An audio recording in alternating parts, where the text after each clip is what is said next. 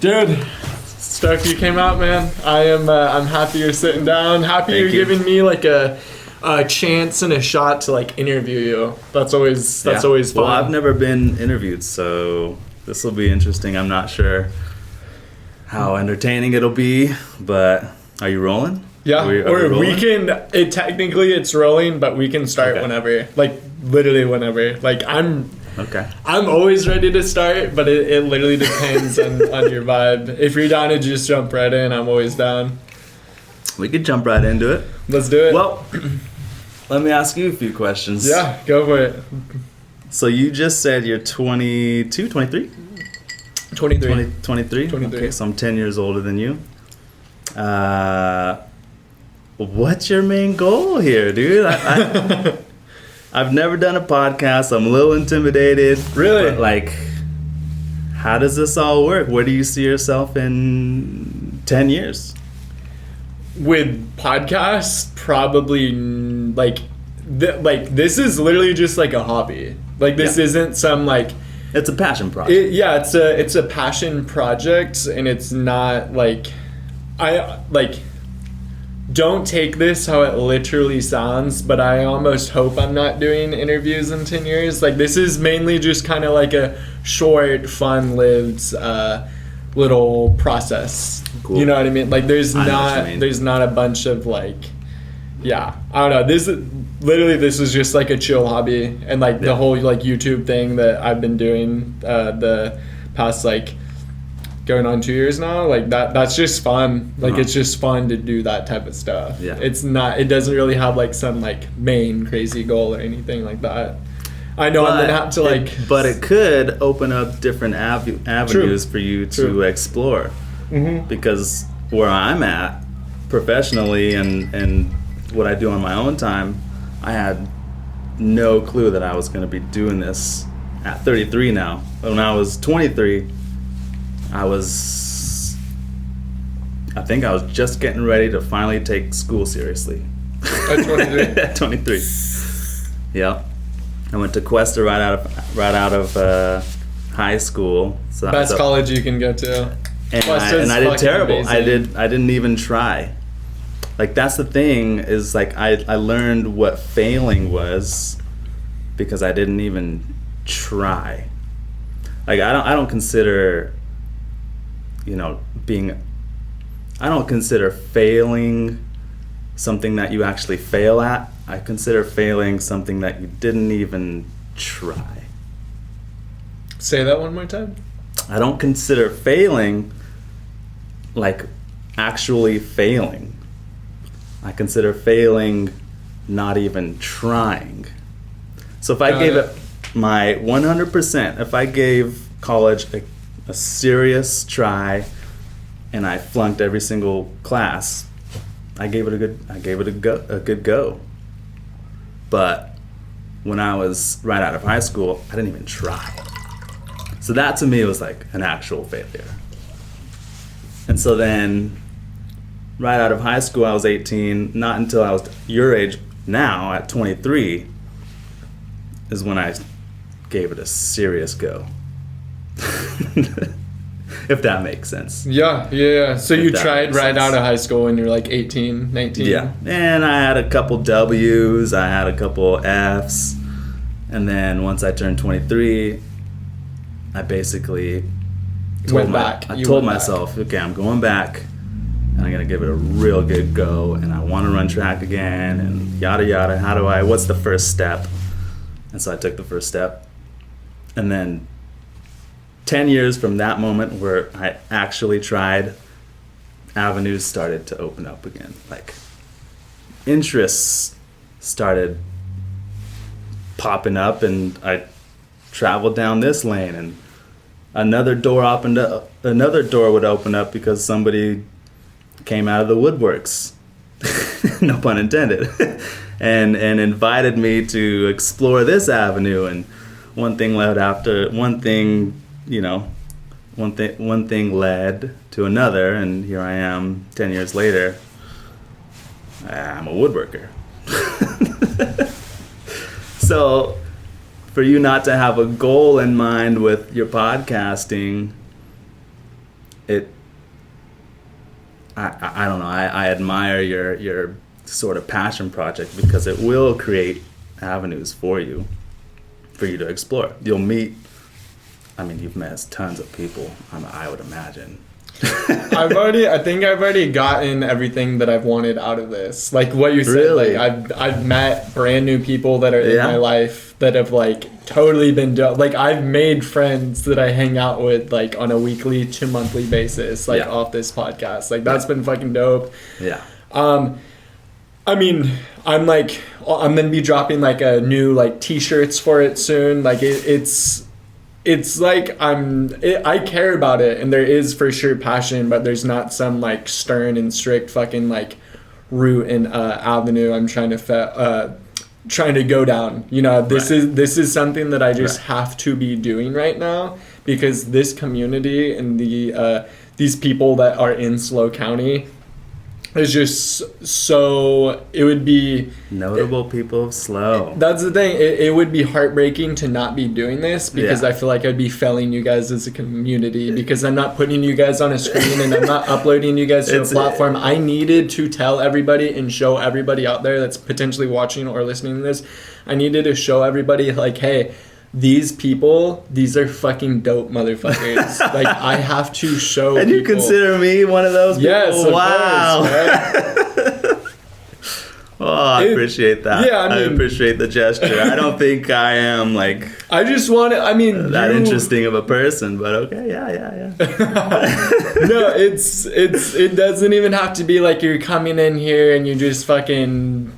got in a gunfight downtown and did this and you stole all this money from the bank. Like this is just like, yo, like you're down to do a podcast. We know each other. We played some ball. We have some mutual friends. You're from this area. Like why not sit down for a second, talk. I ask you some questions. We do a little interview. Okay. Yeah. And I feel like the questions haven't even really started yet. No? No. Okay. What do you want to get into? Is this about me or is this about my line of work or what am I here for? Both. Okay. I couldn't remember if you were 2 or 3 years older than Lucas or younger than Lucas, but you're younger because you said you're 33 and he's like 36. Yeah. I'm right in between Lucas and Oscar, which I consider to be very notable people of SLO. They're dope. They're dope. 2 of the more influential people of my life and the way I make decisions and the way I get inspired. It's that Lucas and Oscar and Kendra, their sister, and that entire family played a huge part in who I am. My sense of humor, my goals, my ethics, everything, man. That family, the Bliss Pearson family, is incredibly notable, and I look directly into the camera for that, and because I am that is a family that if you are lucky enough to happen upon, then you have just hit the lottery. They're living in a different like time zone, or like a whole reality. Different frequency, dude. It's like they're in like I feel like they're like in 1820. Yeah. Like they haven't been affected by like the wave of like technology and stuff. No. And as a result, I mean, they're healthy, they're floating around, they're intelligent, they read, they play music, they rap. Yeah. And they try everything, whether they're good at it, whether they're going to be good at it, but it's just the interest. The things that they're interested in have this profound effect on the people around them. And I am lucky enough to be one of those people around them. So I can't speak highly enough of them. Absolutely. You went to AG, hi? I went to AG. What year you graduate? 07. Dang, nice. 07, dude. That's a while ago. 07, went to Cuesta right after, went to Hancock in 2012, I think. So, what are you currently doing now? Like you have like this woodworking career type thing going on? Like, what is your profession right now? Because I honestly have no idea. All I know is you work with and you touch wood. Yeah. And you do stuff to the wood and it like looks cool. Like, are you your own business? Well, actually I am. G Woodworking LLC. Now, that's just a side thing. I started that LLC last year, and right after I started my LLC, I actually tore down my shop. So the first year that I've been in LLC, I actually didn't make any sales, and I actually probably don't plan on making any sales for a couple of years because I'm currently rebuilding my shop. But I am professionally, I make doors and windows at Central Coast Door and Window. And so I am one of their woodworkers. I actually am the only woodworker there currently, where it's sort of a strenuous hiring process. You know, you got to try people out, and they're just not able to hit the tolerances that we need, you know, and so we kind of have to make other jobs that facilitate what I do there. But so we make custom doors and custom windows for very custom houses, and they're really expensive. So that's what I do professionally. On the side, I consider myself to be a fine furniture maker. Furniture? Yeah. How, like, have you made a couch before? With, like, I've made a couch. I've made benches. I've made stools. I've made things for plants to sit on. A couch is something that I would like to make.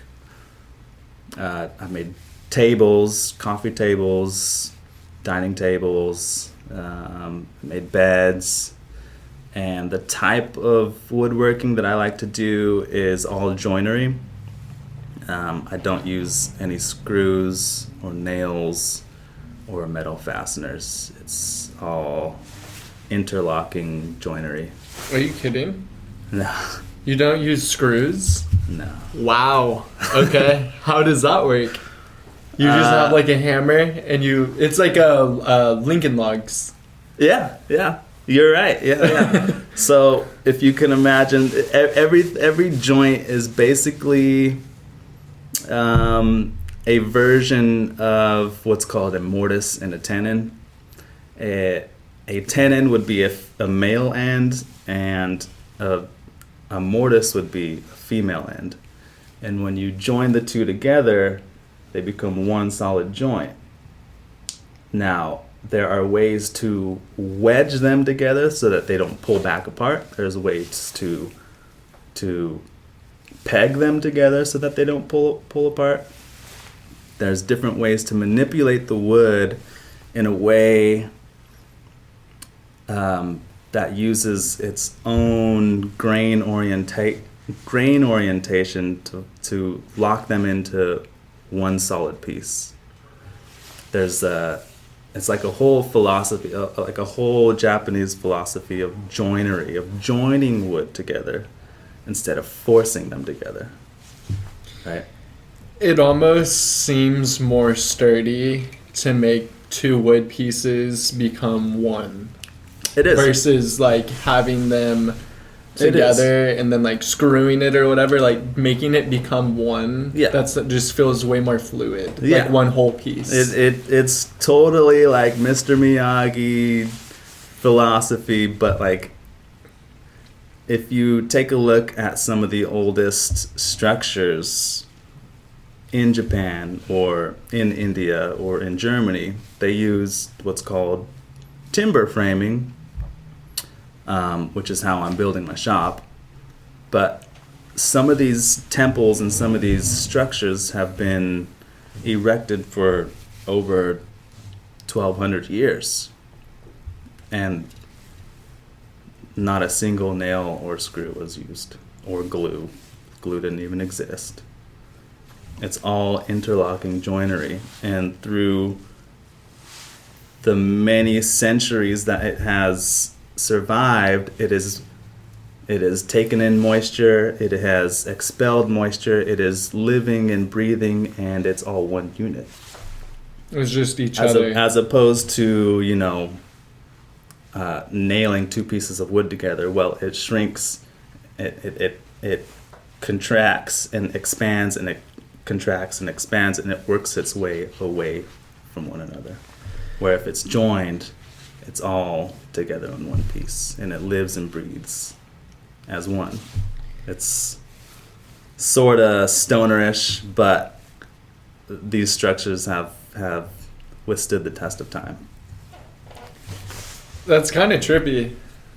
Like, yeah, I mean, you're doing stuff to my brain right now that I was not expecting. What do you mean? I thought you were just like, I thought you had a big ass fucking electric screwdriver, a drill. I thought you were drilling things together. I thought you were pasting glue and doing this and using clamps and using nails and just beating the shit out of this wood. But you're doing something completely different. You're so chill about it, dude. You're like, dude, like, this wood, it has a life. It has cells in it, right? Isn't wood technically alive? It's a bunch of little cells, that hold moisture or hold oxygen. So when you throw a log into the fire, right? Mm-hmm. You know how it pops every once in a while, pop pop. Yeah. That's actually trapped water vapor. Damn. And it's almost like, it's almost like a pressure cooker. It's heating up that moisture inside these cells in the wood, and as soon as the wood gets weak enough, it pops, pop. And so it is living and breathing and still taking in moisture. Do you like hearing that noise around the campfire when it's popping? Of course. Something about a fire is like, puts you in a trance. The campfire, yeah. So, why is the hiring process so strenuous for the Central Coast wooden window and door? Door and window. There's a standard. So, how do I explain this? So, let's define woodworking. Or at least I'll try to. Woodworking, let's say, it's manipulating wood to fit your comfort. Let's just call it that. Woodworking, there's so many different avenues, so many different facets to woodworking. And then each lane of woodworking has its own level of difficulty, which requires its own level of discipline. And so there are people who turn bowls on a lathe or turn cups on a lathe. That is an entire discipline of woodworking. It's called wood turning.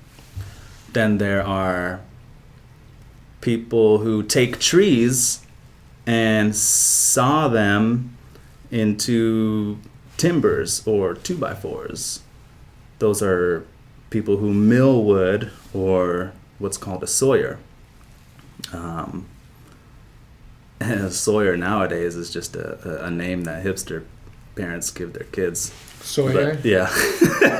I haven't met anyone named Sawyer. No?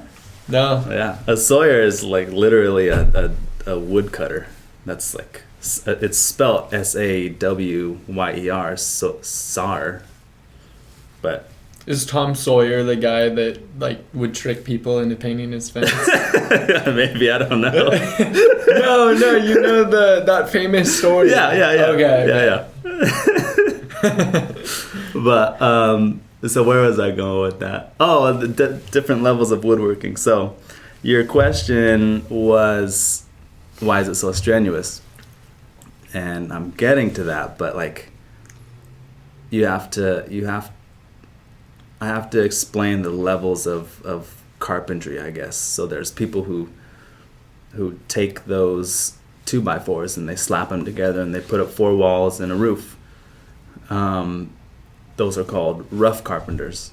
And there are people at the top of their game that can do that very efficiently and very safely and can make houses very structurally sound.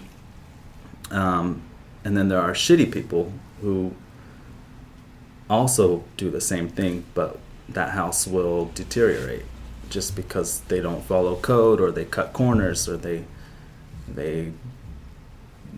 don't, they're at the lower level of carpentry, I would say. And so in rough carpentry, there's great carpenters and there's bad carpenters. And then aside from that, there's, I would say, cabinetry, which deals with a lot thinner tolerances. We're talking, I can't have a gap that's more than the width of a piece of lead. A piece of lead, yeah. Because on a white oak door, I would see that little line, and somebody who's paying a lot of money for that door does not want to see that line. The line when you close it? Here you go. Yeah. They don't want to see that little gap. The side where you're like switching the lock and stuff and the handle, or the side where there's like the hinges when you close it, or like top and bottom, or just anywhere? Anywhere. There's, and so it's hard to take someone who's been a carpenter for 30 years and is used to these tolerances that are, 1/4 inch. Oh, I could be sloppy by 1/4 inch. We can't really be sloppy, like period. We're talking about a 32nd of an inch is passable. A 64th of an inch is like money. It's so the tolerances are really tight. And so when you take somebody who has all these bad habits but has a lot of experience in the field of carpentry, it's hard to kind of fine tune them. So someone like me comes along who has, experience making furniture, fits into this culture pretty seamlessly. And so that's kind of where I've been at professionally, is making doors and windows and doing them very, very precisely. So is it like, are you guys like, no pun intended, but like notable people in terms of like? Oh yeah, like we're the best door. I mean, I'm not like, for sure I'm bragging, but we are You're legit. the most legit door and window company in this SLO county. Other door companies didn't survive the pandemic. Other door companies didn't survive even before the pandemic. We cover pretty much all the most custom and high-end houses from Paso down to Nipomo. We're pretty much all. How do they even know? Like, how do they even know to hire you guys and just not the first like Google search that pops up? You know what I mean? Like, why you guys? Why not? Like, I don't know. If I was building a house and I was like, oh shit, like I need some fucking doors. Like, I guess I'm gonna go on Google. I don't know people like that. Like, I'm gonna just go on Google and type in door builders, right? Like door installers or something. Well, and then Google's gonna feed me like 20 searches, and then I'm just gonna click the top like 3 that have like some stars, some decent reviews. Do some research.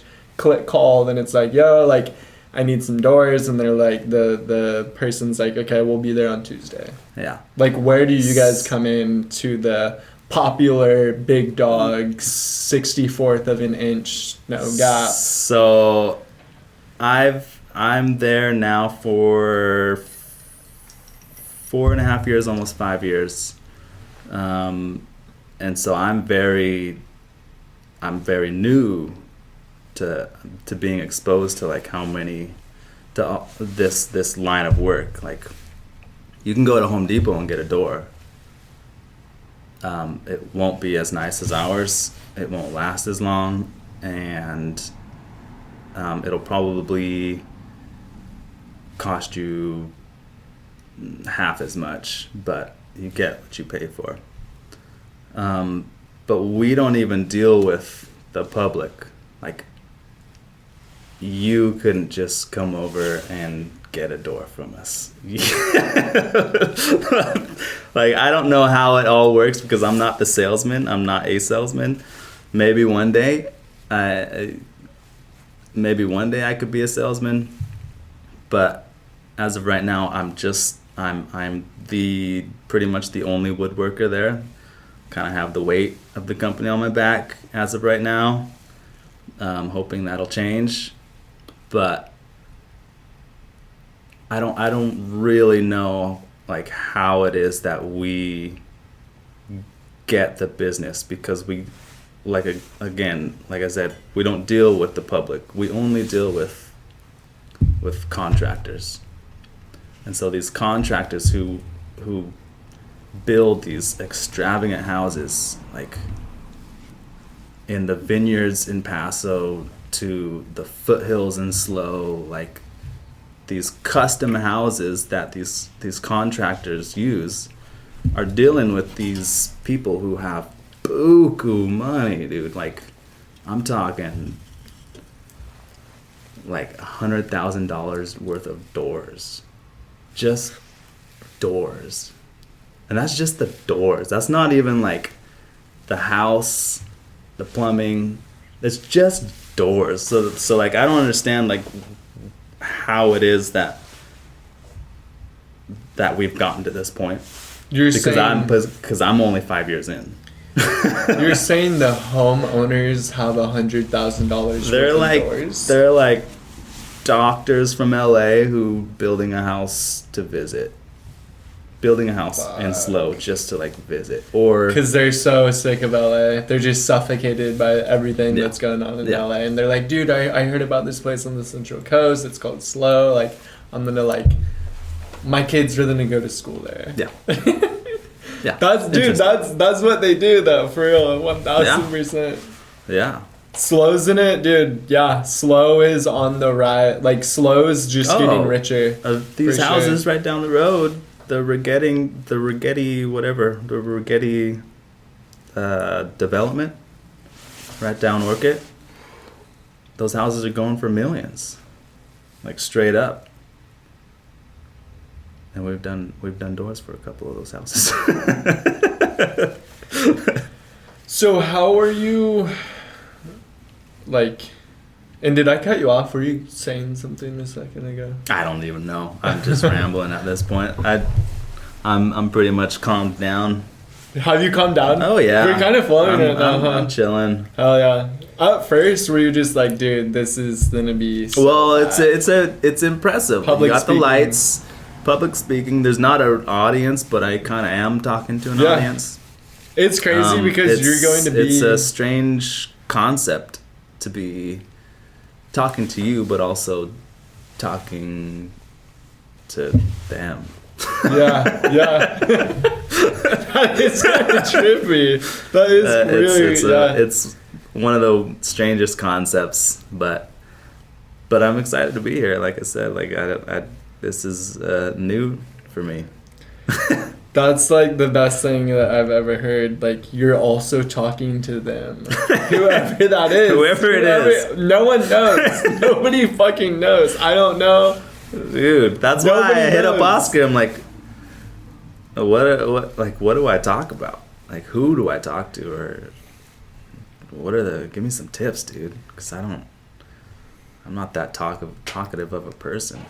But you're a very good host. Dude, the thing about you is from what I see from the outside, the thing about you is you have this loving personality, this infectious personality that people want to be around, and I see it. You gather like a full-on community together. You would organize ball time, and we would show up and we'd ball out. That was fun. That was fun. That was so much fun. And you gather people together, and that is a serious skill. And so you've been a gracious host, and you've calmed me down, and now I feel welcomed. Dude, let me pour it up really fast, and we're gonna cheers to that, because those are honestly some major compliments. You want some more? You can hit me up. Yeah. Oh heck yeah, I will hit you up for sure. Yeah. So what's it like being?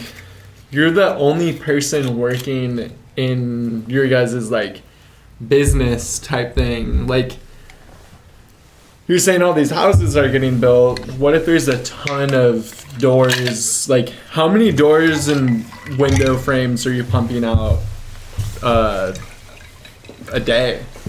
Well, or week?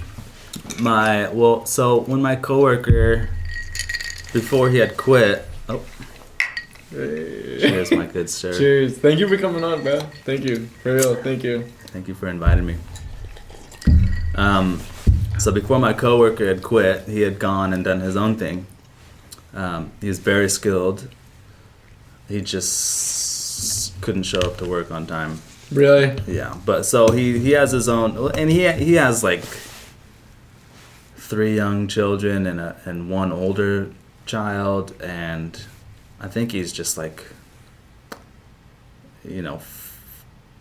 missing out on his family, to be honest. And I feel that, because now being a parent of my own child, it's like, man, is this worth it? Like, yeah, I'm making a lot of money, and I enjoy what I do, but what am I missing out on, though? What do you mean? What are you missing out on? Like, this child who's learning and developing, and pretty much every week he has learned something new that I haven't taught him. Like, but that's not to say he's not learning a lot from me or my wife, because we both work. And his grandpa, my dad, he watches him, but it's like, it's the trade-off, right? We miss out on precious time with our loved ones to get paid. Because you have to support yourselves. Yeah, and so I think that's where my coworker was, and he ended up quitting. So when it was just him and I, we were the only 2 in the shop. We would probably bust out, on average, maybe 70 or 80 doors a week. 70 to 80 doors a week? Yeah. I mean, I think our record was like close to 200. And that's when we were slammed and like flowing. So that's like 70 to 80 a week. That's like 15 a day. 15 doors a day. Yeah. Like by myself, I did 16 today. Those eyes. How do they? But it's not like, okay, so it's not like, it's different from what I do at my house, because at my house, I'm working with a chisel and a mallet, and I'm cutting out these perfect tenons, and I'm chiseling out these perfect mortises. What's a mortise? It's the female end. It's a hole. Oh. A mortise is a hole. A tenon is the male. And tenon and a mortise. Yeah. Those are cool words. Tenon and a mortise. I've never even thought of what any of that. I've never even heard those words. A tenon and a mortise. A tenon and a mortise. Do you know how to spell each word or no? Tenon is Tenon, and a mortise is Mortise. Mortise and tenon. Mortise and tenon joinery. It's like, all joinery is basically a version of a mortise and tenon. There's through wedged mortises, there's double wedged mortise and tenons, there's hidden mortise and tenons. So, but what were we just talking about? yeah, so what I do at home is very slow. It's a whole different pace. I'm taking my time. I'm looking. I'm not cutting past my layout, yada yada. At work, I'm dealing with very heavy machinery. Like, I am pumping out material basically, and I'm making sure that the machines are hitting these tolerances pretty much perfectly, and there are ways to adjust them.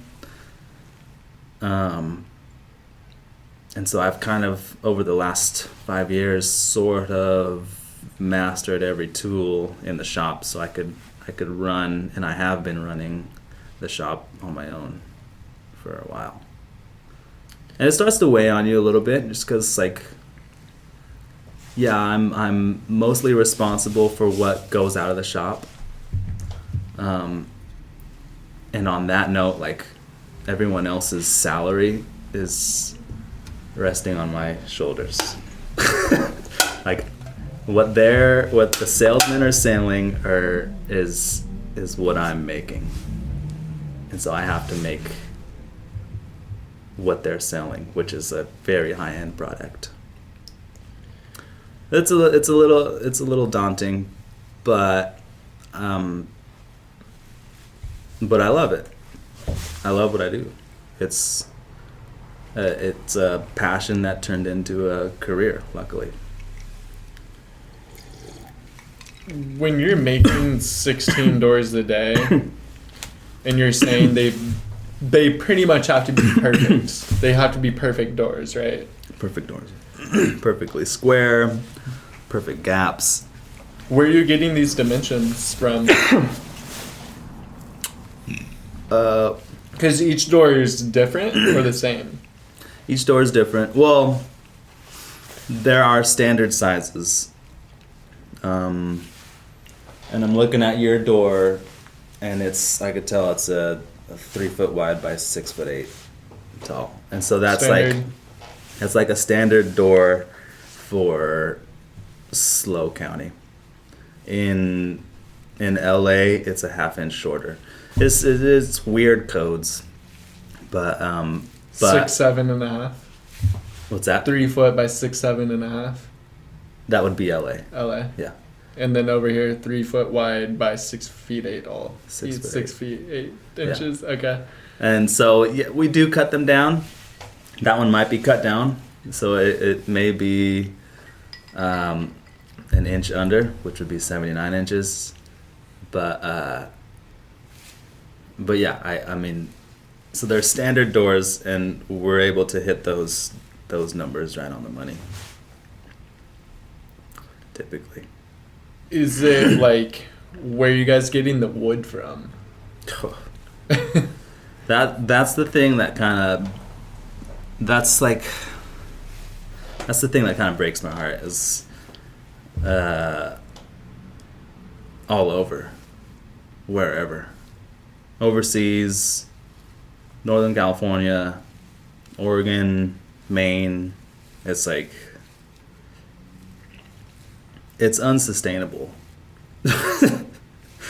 And so for me, for me to justify what I do in my career, I actually learn about a new tree every year, and I plant that tree.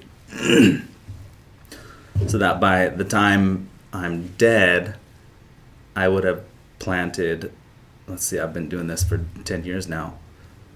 I was 25, so hopefully I die when I'm like 75 or 85 at least. I would have planted 50 trees and learned about them, and hopefully someone hears this and wants to do the same thing. It's like it doesn't take much for one person to influence others around them. It's like, if everybody just learned about one tree, just the local tree, and you tried to plant it, that one tree would have given birth to so much more life, so much biodiversity. You know, we're talking about the leaves that fall, that turn into mulch, that feed the ground, the microorganisms, the bacteria, the worms, the ants, in turn creating this rich nutrient soil that grows that tree, which sheds more leaves, gives more life, grows the tree, gives shelter to rats, spiders, birds. It's just this tree, this something that is that I can't speak highly enough about, is the one thing that I pretty much use every single day. It's like the way that I justify me being in this profession is also taking care of them, if that makes sense. Where are you planting the trees? So we bought a piece of property in Nipomo. It's about 1 acre, and I've been planting them in our yard. There's some that I have planted when Kareem, my boy, was first born. And so it'll be interesting when he's 50 years old and he has that picture of him next to the tree on its first year of growth. I don't know. Something about that makes me smile. It's a good way to honor the tree, I suppose, is to take care of it. So you're saying from just pumping out all these doors, this is coming from these trees being chopped down, shipped over here. Yeah, man, that is kind of fucking sad, to be honest. Complete deforestation and building things that we don't need. Like, at one point in time, woodworking was a necessity, like shelter was a necessity. But now we're building houses, vacation homes that people don't even live in for 10 months out of the year. So it's kind of a conundrum. It puts me in a hard position, morally and ethically, to be a woodworker. But you know, I've learned a lot about trees, and I have a tremendous amount of respect for trees in general. Yeah. When these doors you're making, do they just come and they're like a big rectangle and then you like cut away and chip away from there? Or like what, like, do you know like the types of wood, like what makes a door to you? Is it some customer special request? Or are you painting it a color like that one? Or because some doors, some of the coolest looking doors, it literally looks like wood, but it has like a glossy like finish on it. Yeah. And they had like the big handles, and they both the double French swinging wide doors, or are they like painted like that? Like, describe what these doors are looking like, and like the wood, and like what, like, is the wood being painted with something? What's going on with the wood, like the door? So the most common doors, or the most common wood that's used for doors, are Douglas fir, which is like a pine. It's kind of got this reddish orange vertical grains. There's no knots in it. But then there is alder, and alder comes in two different types. It's knotty alder, which has lots of knots, lots of character, and then there's clear alder, which is very like pristine and beautiful and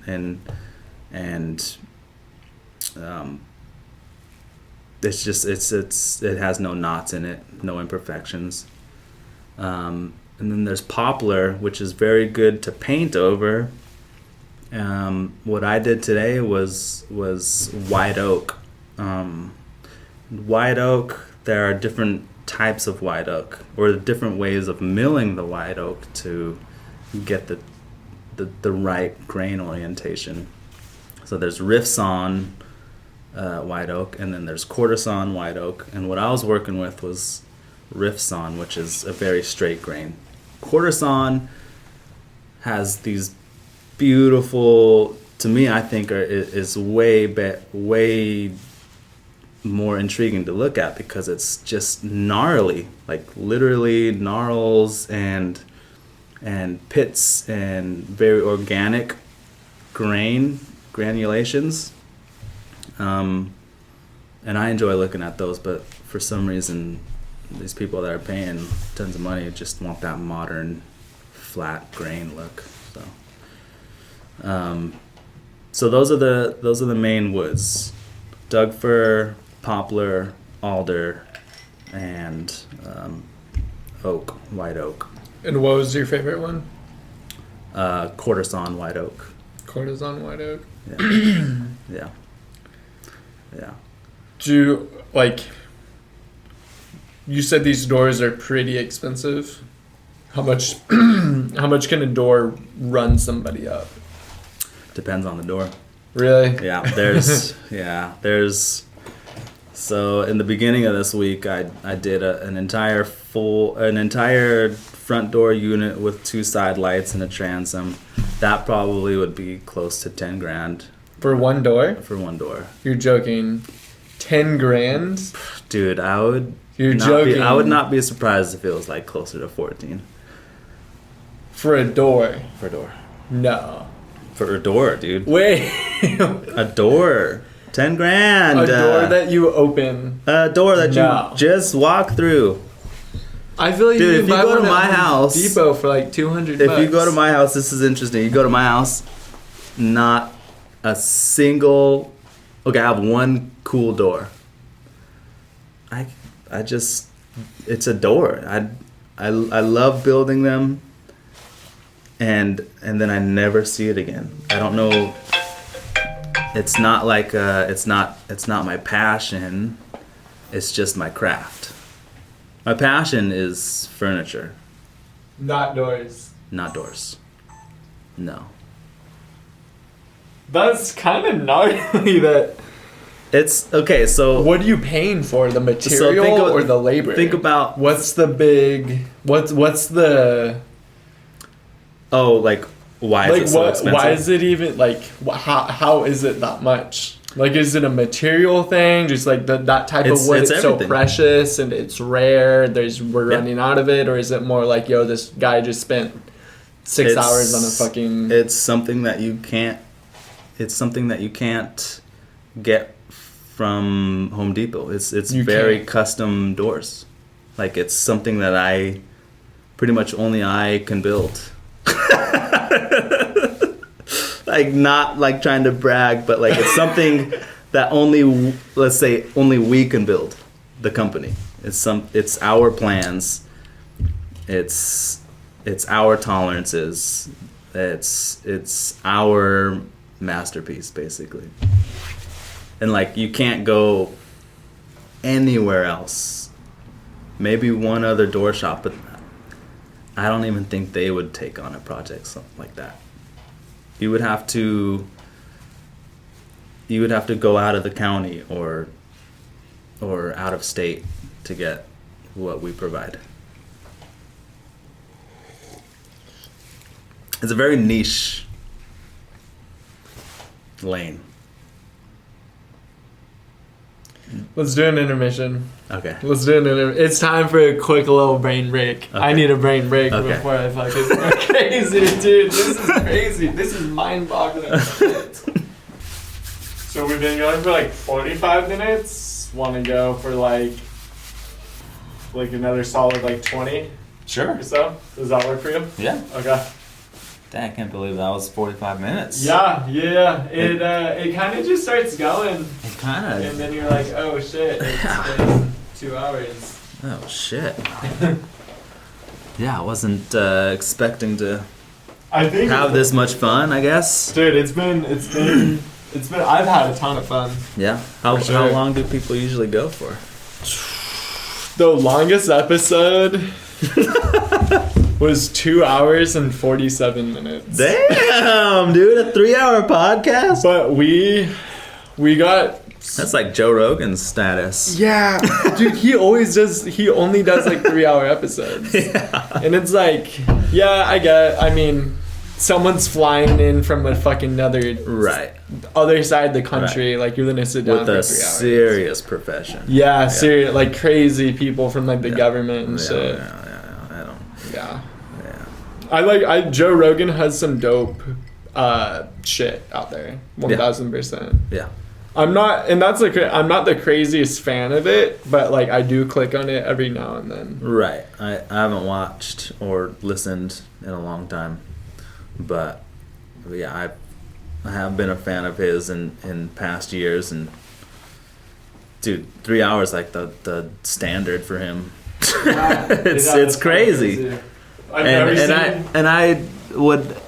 That's why I was so intimidated by this, because like I don't know if I have 3 hours worth of, or even an hour's worth of material to talk about. Like, so far we've touched on doors and like, and we've gotten good info from doors. I have at least. I don't know about anybody else. Yeah, doors and windows is like a full-on niche that like you would never think would be that lucrative. But just like any other profession, like if you're the top of the game, you're gonna be the most sought after. And so luckily when I came into this company, they have already established that. So but like I said, it's not my passion for doors. It's just my craft, if that makes sense. It's not your profession, it's your craft. Is that what you said? It's not my passion. Yeah. But it's your craft. But it's my craft. The passion is doing the furniture stuff. Yeah. The joinery, the clean, pristine reverence for the wood. There's, designing. There's working with the customer. There's so many facets to, and it's honestly, it's just problem solving. Like a whole lot of problem solving. And that's what I love about woodworking, is it'll never end. It's timeless. Like I'll never learn it all. I'll get good at a few things, but I'll never learn it all. Like it's an endless supply of information and trials and errors, and it's very exciting, and you get to use this material that is so organic, this material that had lived a full life, like centuries of work, and you get to give it a second life, basically. It's like the perfect metaphor of life after death. You get to touch and feel and take care of this piece of furniture that was once a living, breathing being, entity, and now you get to enjoy its beauty in the form of a table or a chair or whatever type of furniture that you want, cabinetry, doors. So yeah, doors and windows, it's cool. I'll definitely, if I have time, make some for my own house, but it's not my passion. Are you hoping you guys get another woodworker at your guys' shop, so it's not just you? Yeah. Or are you making more money like this? I am I'm making more money, but it's not worth it, in my opinion. And it's not worth it because I can't really take any time off. There's no one to replace me. Yeah. And so in 3 weeks or 4 weeks, when we have our second child, I'm taking a week off. And like, there's nothing that could bring me back. And you told them that already? Yeah, like I'm taking a week off. And they're like chill with it? Yeah, of course. They're understanding. Like, they're not going to force me to work. Like these people that I work for or work with, I consider them my people. Like, I'm seriously, they take care of me, I take care of them, and we all sort of work together to facilitate our lifestyles. I don't think I poured ourselves a new drink, but I didn't put any. Oh yeah, let me put this right there. Dude, thank you for bringing that, honestly. Of course. Like, it's always good to, I feel like 90% 90% of the time I always roll with vodka. Yeah. Gin and juice, dude. I was listening to, that's why I told you I made a pit stop. I was listening to Snoop Dogg on the way here. Gin and juice. You're just like, dude, let's fucking do it. Yeah. Let's do it. Gin and juice, baby. Chronic, yeah, fucked up, nah. And gin's is not bad. Gin's great. Gin's not bad. Yeah. Gin and juice is like a classic drink. Everyone likes it. Do you fuck with whiskey? I do. Or cognac? I'm actually, that's like my preferred. Cognac? It's just just whiskey. I don't drink that much. Like, this is pretty Gnarly. one-off for me. Okay. Yeah. Okay. Especially now that I'm a parent. Like, I don't ever find time to. This year, I'm actually not drinking any beer or like having any snacks or candy either.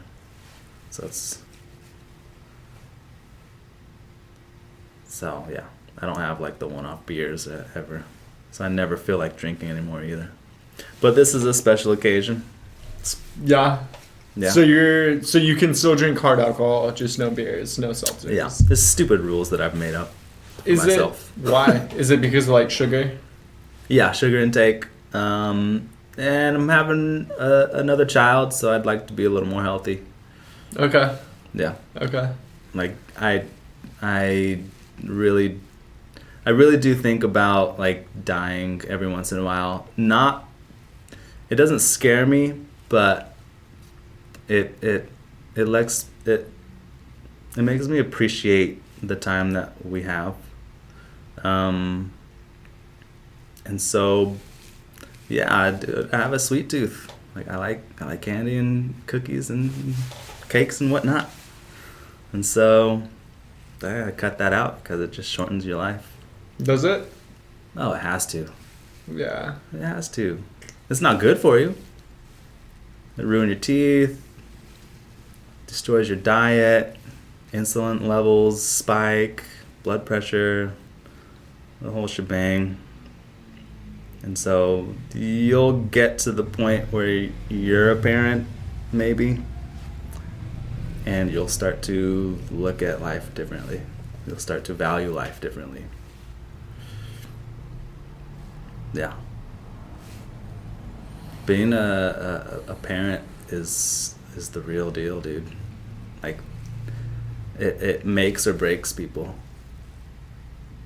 It's such an opportunity to raise another human. It's crazy.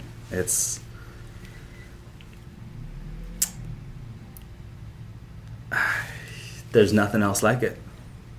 It'll make or break you. There's some people that shouldn't have kids, straight up, and then there's some people that will do the most for their child. And I aim to be one of those people that, provide a healthy lifestyle for my child. You plan on being a father? Probably not. Come on, dude. Probably not. I didn't think so either. At 23, I didn't think so either. Yeah. And I do have some questions for you about, you are a father. Like, that's some crazy shit. Yeah, we met and I didn't have a child. We met in 2017. Did we? At the courts. Okay. Yeah, 2017. Basketball courts. Yep. You were childless. I did not have a child. It was easier for you to do stuff like that then. Yeah. And then now I'd always be you're down to ball. Yeah. You're more on a schedule now. Yeah. Yeah. Were you working the wood job when you were on the courts? 2017. I may have been transitioning into carpentry, rough carpentry. Like, I went into the trades. So I ended up building houses with 2x4s and nails and screws and pop. Throw up plywood, wrap it, roof it, the whole shebang. And I did that for about a year, I'd say. Then I met Evan through that. I remember I was in Morro Bay one day. And you rolled up on us one day screaming for Evan. Evan! Is that Evan! And I'm like, is that what happened? dude, we were in Morro Bay. We were building a deck and like a wraparound deck on this two-story house with like an outdoor living area. And I was up top, like, I was up top, and I may have been just putting down the decking or something like that. And I hear, is that Evan's truck? Evan! Evan! And I look up, I'm like, who are these fucking guys, dude? And then your head pops out. I'm like, is that a laser? That was funny. I hope we didn't get you guys in trouble. No, not at all. I was just confused. Like, just shocked. I was shocked that I'm working with this guy, and I met both of you separately. Come to find out that you guys are like pretty fucking tight. Was he not at basketball when you were playing? No. He came to a couple. He probably came to the one. He probably came to the ones you weren't at. Like, that's crazy you didn't meet him, because he went a couple times. Yeah, but you must have I just met him on the job. He came. He came in the middle of, or in the beginning stages of this deck build. And that's when you said you were doing rough carpentry. Rough carpentry. Got it. Yeah, rough carpentry is like the skeleton of this house is rough carpentry. Finished carpentry would be taking the doors that I build and putting them in their respected holes. Rough carpentry, was that the one where you were saying where you could be a 1/4 inch off? Yeah. Damn. Live and die by the 1/4 inch, basically. Is that a saying? It's live and die by the 1/8 of an inch, but 1/4 inch is just kind of like a joke. 1/4 inch was like a joke, but it was not really a joke. Because people do it. Yeah. Damn. Yeah. I mean, yeah. I can see how it would add up at a job site where you're like just off a little bit, and then it's like, oh shit, the roof's fucking not working anymore. Yeah, it all accumulates, all these little, tolerances that you pass. They add up and accumulate, and eventually, you ended up with a shitty house. But you would never see it because it's all wrapped up, How did you go? So you didn't work with Evan that long, I'm assuming, right? Couple months. Did he leave or you leave? I left. Okay. It's interesting. they were like firing a lot of people. Why? There was just a lot of like I said, rough carpentry. There's levels to that rough carpentry. There's people that are really good at it, and then there's people that are really shitty at it. And rough carpentry tends to attract a lot of low-life characters, people that have terrible eating habits. Their diets consist of Monster Energy drinks and cigarettes and chips. Highly unmotivated people. Damn, you're going ham right now. Dude, well, that's why they were firing so many people, because the turnover rate was like, okay, they'd bring in a new wave of new employees, new hires, and then they would fire 90% of them. And I was one of those people, I was one of those 10% that actually got a raise. And they pulled me in, and they're like, I was like, oh shit, am I getting fired? Like, I don't know what's going on. And they gave me a raise, like a pretty substantial raise. And like, we really like what you're doing, and we want to give you this raise. I was like, cool, but I don't want to work here anymore. Are you serious? Yeah. It's like, yeah, I don't. And so I think it wasn't worth the raise. It wasn't worth the raise. It was bad. They were a bad company. Yeah, and I don't want to throw them under the bus, but Evan knows that they're bad for sure. Terrible company. Like very sketchy business. Like, they don't have the right licenses to be doing the things that they were doing, type of deal. Like, very sketchy, cutting corners, and yeah, no, I didn't like the morals of the company. So I quit, and then I found this job eventually, and it's right in line with how I want to make things and how my talents should be utilized, and I get compensated very nicely for it. Yeah. So it's right up my alley. And the whole time I'm just vibing to music or listening to, books or... So it's a little lonely sometimes. Like, it's just me as of right now.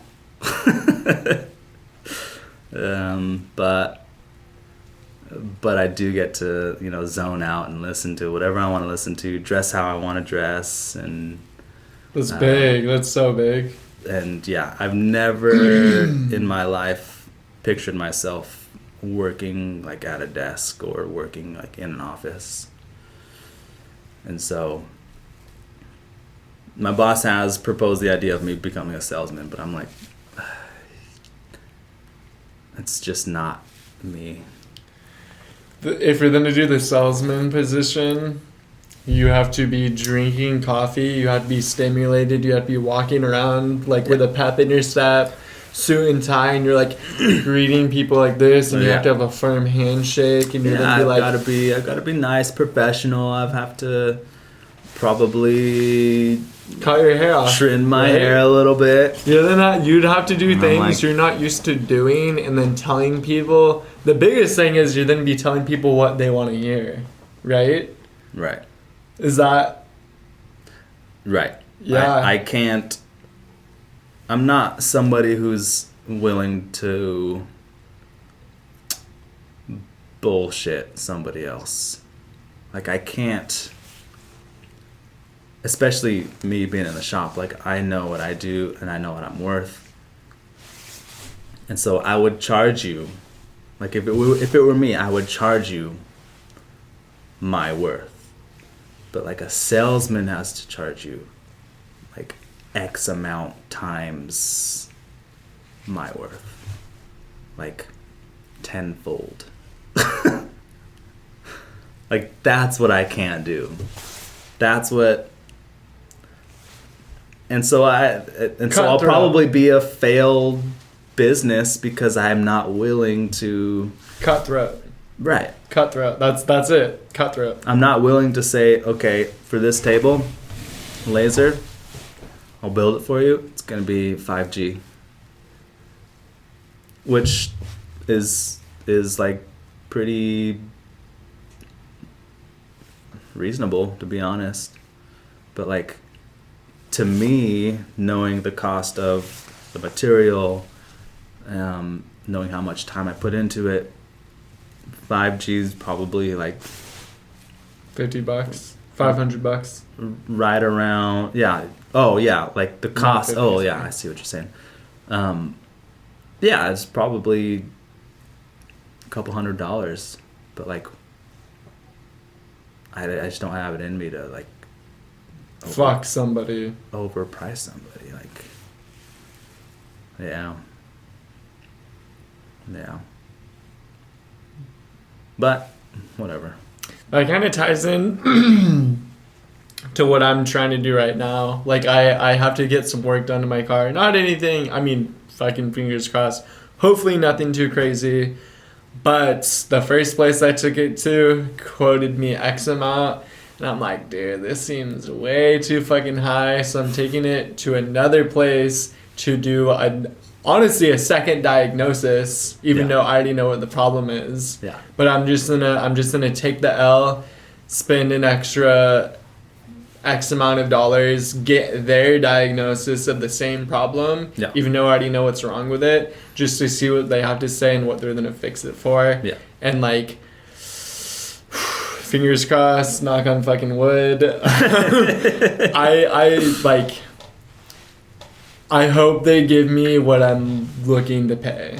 And if they do, it's like, dude, I spent that extra time and that extra amount of money, but I'm gonna be saving this amount, you know? Because I don't even want to say, but like it's hopefully I'm not gonna spend a fuck ton of money.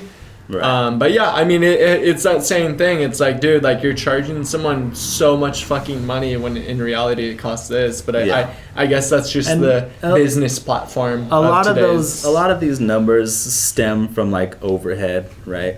Like a lot of the price for these doors comes from how much I'm getting paid, how much the salesman's getting paid, and then how much it is to run the shop, like to pay for the rental space.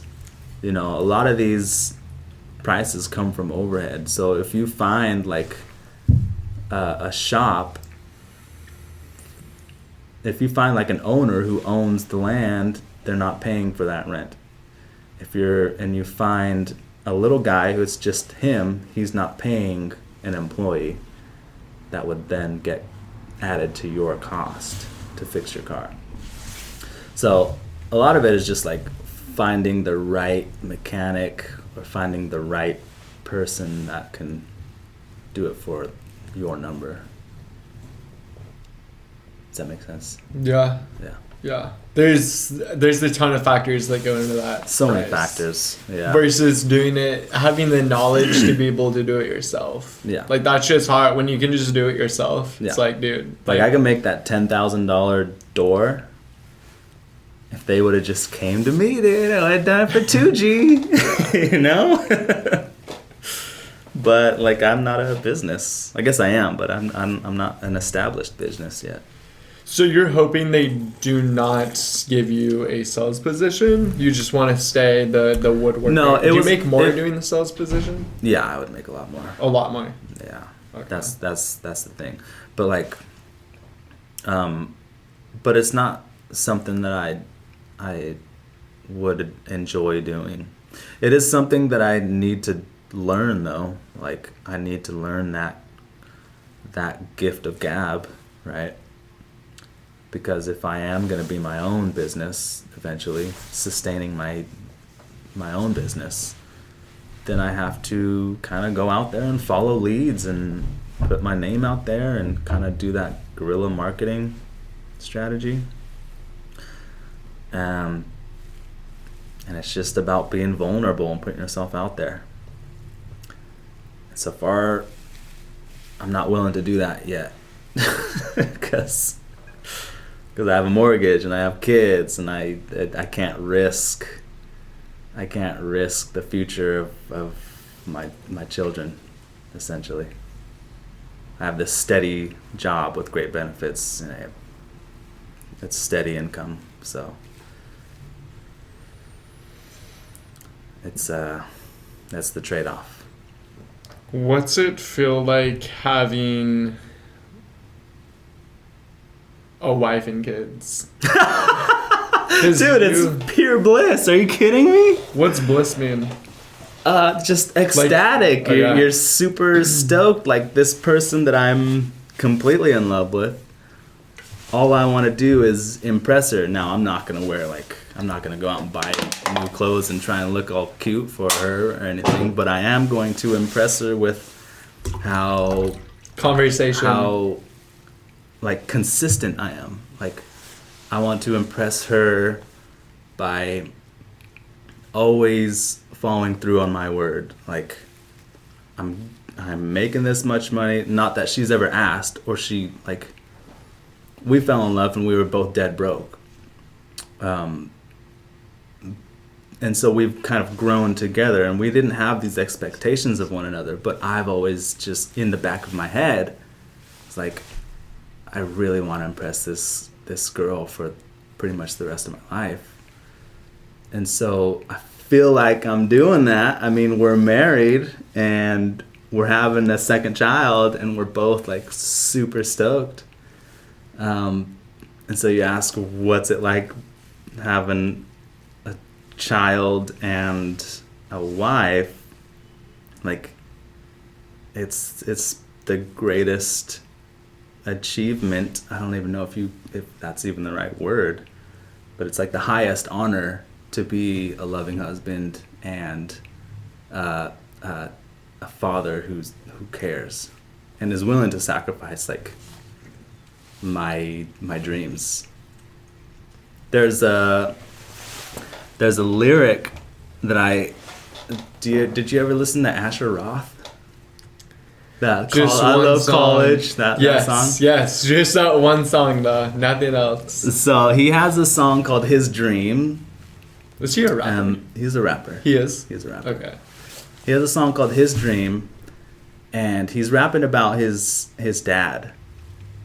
And this song had a profound effect on my decision making based on his one lyric.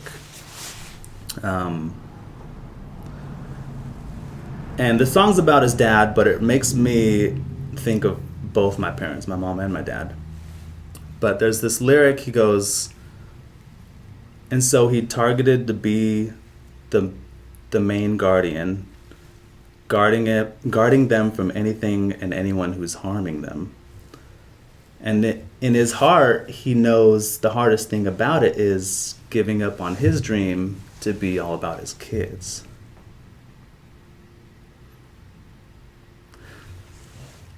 And so he targeted to be the dream guardian, guarding them from anything and anyone who's harming them. And in his mind, and in his heart, he knows the hardest thing about it is giving up on his dream to be all about his kids. And so to me, it makes me think of my parents, a Japanese mom and a black dad. My dad was like one of the most highly recruited track and field athletes. Went to San Jose, got recruited by Cal Poly, world class 800 meter runner. And my mom was at Cal Poly too, and she was getting her bachelor's in one of the sciences. And I want to say it was in the medical field, but I don't know, sadly. But I think of them because they had to give up their dreams so that we could have dreams. Like, when they became parents, they stopped going to college. My dad stopped running track. They got jobs. and they found shelter, and they raised 4 kids. And so my decision making after hearing that lyric was like, okay, I have a real opportunity here. So I can either waste this opportunity that these people sacrificed to give me, or I can make them proud. And so now being a parent, it's like, yeah, I have this passion, but I want my kid to have this dream, if you know what I mean. Like, so I'm willing to sacrifice my passion to facilitate dreams for Kareem. And so that's what it's like being a parent. It's like, that's what I mean by it'll make or break a person, because some people aren't willing to give up their life. You're getting super deep. You want to take an intermission? No. Okay, honestly, no. Let's keep talking. I'm gonna go pee outside of this door. Okay. But you're still good. Like, keep talking. So what is like? Yeah, sorry. It's supposed to be about woodworking. and we talked a lot about woodworking. Yeah. That's the crazy thing. Like I feel like we talked a fair amount about woodworking. Yeah. I'm ready to fucking chop. Dude. So yeah, I didn't mean to get so deep on you about like parenting, but like you're talking about. But you asked me like what it's like being a dad and a husband, and I went on. I apologize for going on that super long rant, but no, that's the thing. Like, but it's the highest honor. Like, it's the greatest feeling in the world to be able to provide for a family, to pay for mortgage, to own a house, to raise a child on an acre of land. Something that I didn't have growing up. You know, we had a pretty good sized backyard, but we also had a house 20 feet from us on either direction. It's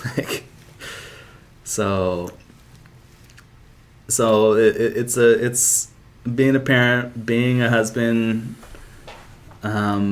It's the highest honor, and I love my kid to death, dude. It is the sickest.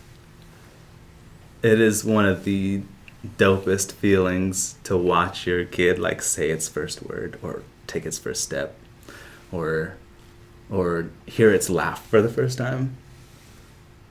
And so I truly believe, like, I truly think that parenthood has changed me in a way that nothing else could. It has motivated me. It somehow, this little kid has inspired me, like, and it's not just me, it's my wife too. Like, we're both just in awe and in anything he does, you know, the cutest thing in the world. And so I wouldn't advocate anyone having a child, but no, until you're ready is what I mean. Like, don't have a child until you're ready, until you're willing to do whatever it takes to love that kid, because the feeling that you get is from watching that little kid run around. Oh man, it's one of the most joyous feelings you'll ever experience. And so I think I think you may in time start to, you know, question if you do actually not want to have kids, or maybe you do want to have kids. I don't know, but it's one of the craziest feelings of all time, like being a parent. And it's scary. It's daunting. Like, you have to keep this thing alive. Yeah, you just have to not let it die. So wait, You know? So this kind of all just started from quote unquote, you said an Asher Roth lyric. Asher Roth, dude. And you said that thing about like your parents sacrificing themselves and what they do to have you. To have me. I'm the fourth child. I'm the youngest of 4 boys. You're about sacrifice. What's that? You like sacrifice. You appreciate it. You know, it wasn't until I was probably your age when I heard that lyric. And at the time, I was like smoking weed. I think smoking weed, partying with my friends, skating a lot. But I was still like pretty healthy, like physically healthy. And when I heard that lyric, I was probably high, but it had like this effect on me. And at the same time, one of my very good friends had passed away too. So I was like shocked and shook. Like, okay, this is finite. Like, we don't live forever. And so when I heard that lyric, it just made me appreciate everything that my parents had done for us 4 boys. They had to go through like real oppression, not like the oppression we live in today. Like, no, like real oppression. Like racism at its finest type of shit. Like a Japanese woman with a black man, that is some no shit. A big black man at that, that's some no shit. But like, if you were to meet my dad and you realize how soft-spoken he is and how gentle he is and how loving and caring, it's like he put aside all of his feelings and like all of that judgment only to have a conversation with you and change your mind. And so that's like the type of sacrifice that I'm talking about. That and giving up on their dreams so that us 4 boys could live out our lives.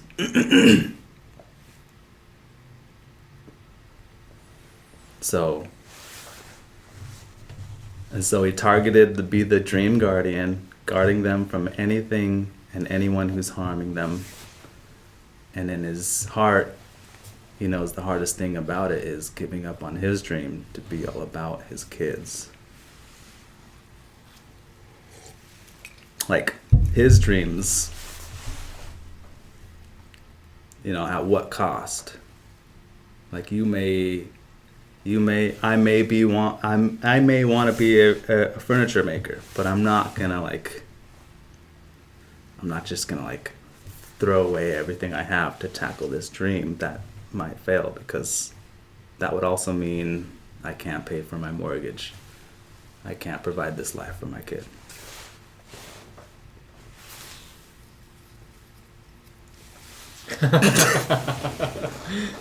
No, and they're like the thing. So much is going on right now that it's like hard to like grasp onto. Almost. I know. Like I'm gonna have no. That's not even a diss. That's not even a diss. Like I'm going to have so much fun editing this and re-listening to it. Okay. Because when I edit it, I'm listening to the entire thing. Okay. So when I'm listening to this completely sober, I'm gonna be like, oh, that's what he meant by that. Like right now, it's just like, okay, like there's too much going on. I'm caffeinated. I'm like, you got me kind of faded on this gin. Cheers to that. Like there's for real. There's some stuff going on right now, and I think you're a great speaker and a very intelligent human, and you're like saying some like real ass shit right now. You know, like it's and it might be the gin speaking. Oh, I don't drink gin, so like I feel different right now. I feel different. Gin's cool. Gin's cool. Snoop likes it.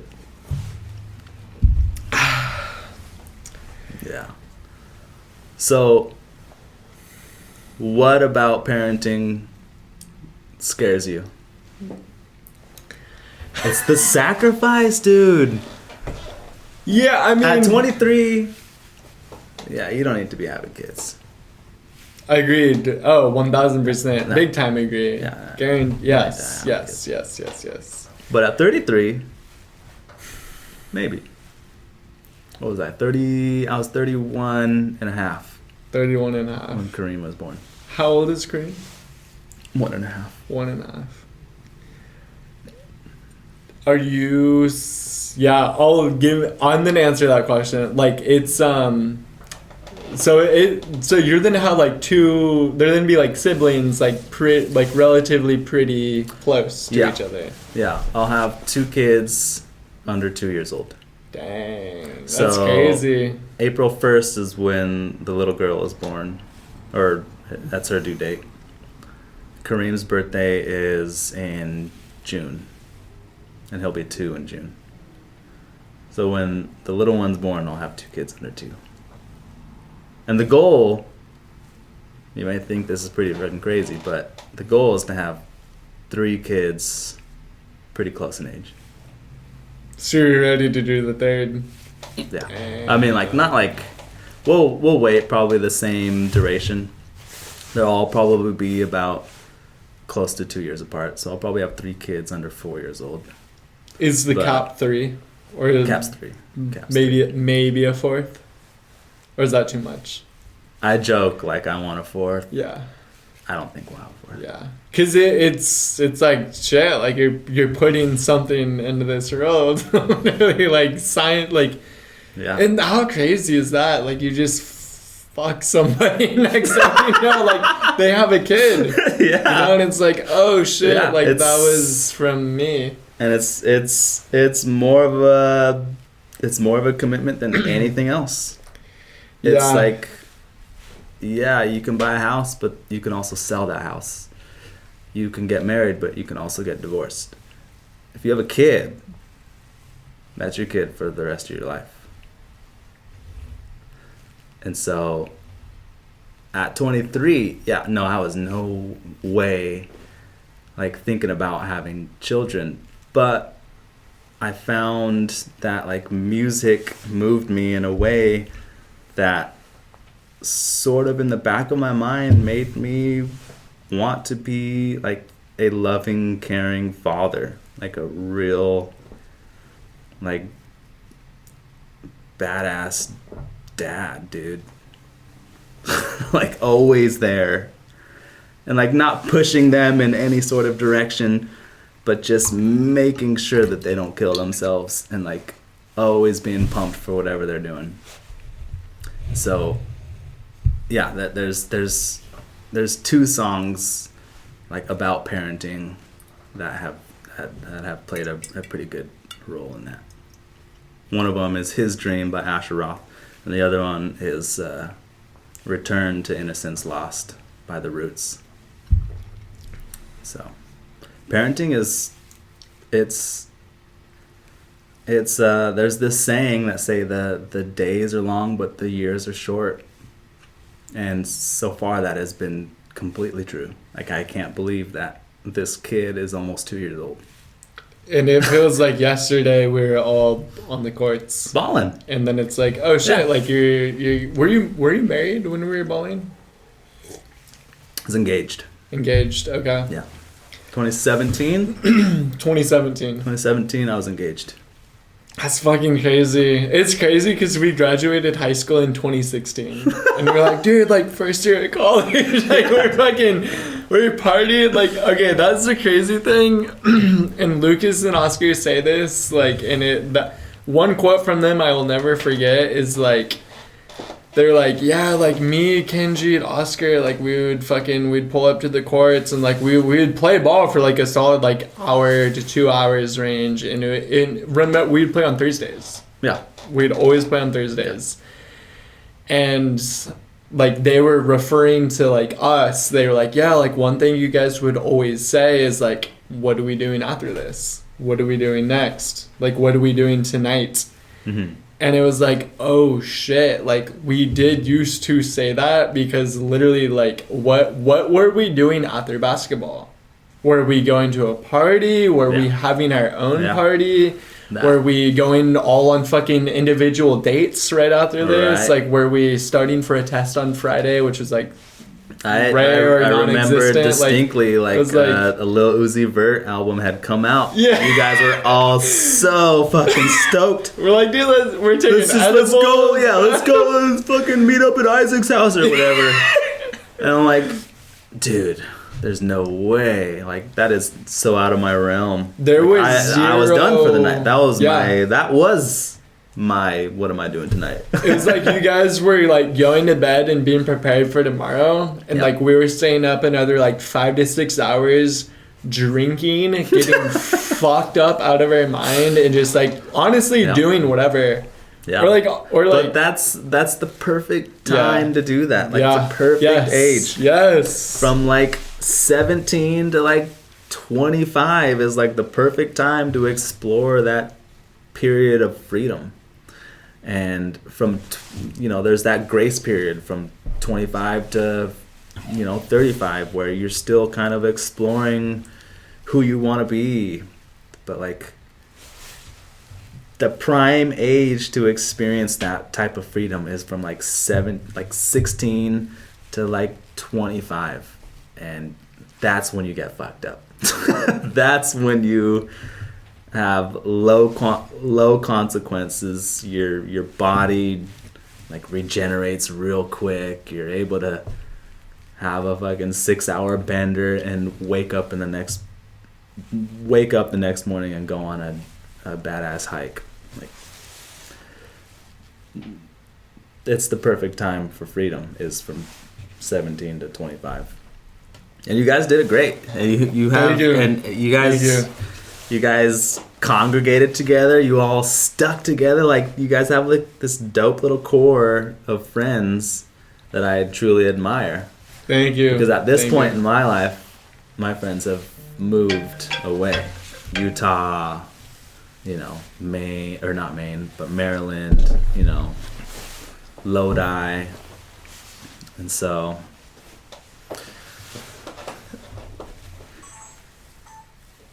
you still hang out with everybody that we used to ball with? Well, and same thing. A lot of those people, LA, all throughout California. Yeah, we start to venture out. Yes. But those formative years, like, bond you for life. Like you guys spent 4 years in high school and then X amount of years after high school all hanging out, right? Yeah. And like, if you were to see these people 10 years from now without seeing them in those 10 years, you would just pick up where you left off. Like, it would be like a smooth transition. If you hadn't seen Taj for 7 years and you ran into him, and you would just pick up where you left off, right? Yeah, hopefully. And it's all because of those formative years where you spent getting fucked up, partying, being free, playing ball, skating, surfing, what have you. We were supposed to be talking about woodworking. We did. You killed. Like, honestly, like, for the most part, I feel like you answered most of the questions I had based on woodworking. Yeah. Like, I'm like trying to like think deeply right now on like what I did not ask you about woodworking. All right, so let's bring it back to woodworking. Woodworking, in its simplest form, is manipulating wood for your comfort. It was like our first form of shelter. It was, we'd chop down trees for warmth. We would make stools. We would build houses. We would use our environment around us to keep ourselves safe. So woodworking is like one of the first trades, I would say. in its simplest form. And I'm proud to be one, like a woodworker, somebody who has built houses, somebody who has built furniture. Like, I understand and have a deep respect for people who are in their respected field, their respected disciplines. The rough carpenters, the finish carpenters, the cabinetry men, or women, the artists, the furniture makers, the turners, you know. I have a deep respect for woodworkers, and at the same time I have a very I don't know if respect is like the correct term, but for trees, like, how could you not respect them enough? It's like our main source of life is a tree. Something that gives and provides and keeps giving and keeps providing year after year after year, through drought, through storms, climate changes. They just keep working and they keep providing. And so if I were to leave you with anything, I would say learn about a tree, take care of a tree, and plant a tree, not for yourself, but for future generations, so that they could relax in the shade.